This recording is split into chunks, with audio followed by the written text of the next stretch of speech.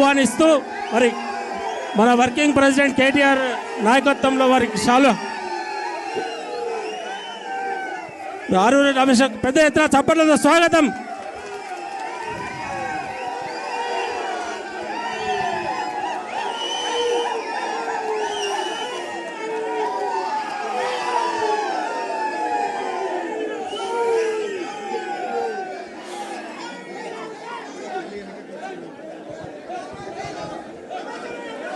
అలాగే వరంగల్ జిల్లాలో అనేక మంది మీద బురద చల్లి రాజకీయంగా ఎదగకుండా చేసిన మహానుభావుడు కడియం శ్రీహరి గారు.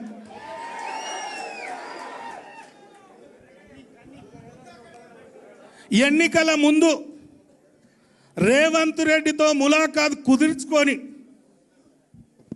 మొన్న జరిగిన ఎన్నికల్లో నా ఓటమితో పాటు వరంగల్ జిల్లాలో అనేక మంది ఓటమి కోసం కాంగ్రెస్తో ములాఖతై కొవర్ట్గా పనిచేసి ఒక టీమును తయారు చేసి మరి ఏ విధంగా మోసం చేసిండో ఆ ఫలితాలు ఏ విధంగా వచ్చినో మీ అందరికీ తెలుసు.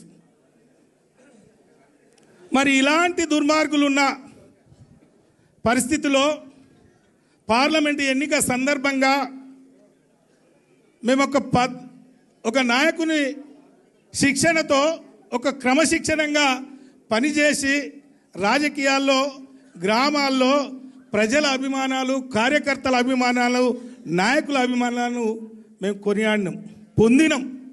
అలాంటి వాళ్ళ మీద బురద జల్లి 1,00,000 మెజార్టీ ఎట్లా ఓడిపోయిండు, ఏం జరిగింది అని పెద్దలకు చెప్పి ఏదో చేసి తన సొంత బిడ్డ కోసం మరి టికెట్ ఆశించి ఆయన వేసుకున్న ప్లాన్ ఎన్నికల ముందు రేవంత్ రెడ్డి గారితో ఏదైతే కుదుర్చుకున్నాడో అది పూర్తి చేసుకొని ఆ పని అయినాక మళ్ళీ తిరిగి మరి ఆ పార్టీలో చేరిన పరిస్థితి మీ కళ్ళ ముందు ఉంది.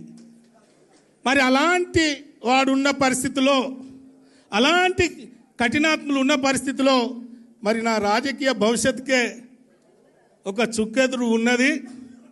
మరి పెద్ద సారు మా బాపు గారు, ఈ రాష్ట్ర ముఖ్యమంత్రి గారు ఒక చక్కటి అవకాశం నాకు కల్పించే కార్యక్రమాన్ని కూడా కొల్లగొట్టిండు.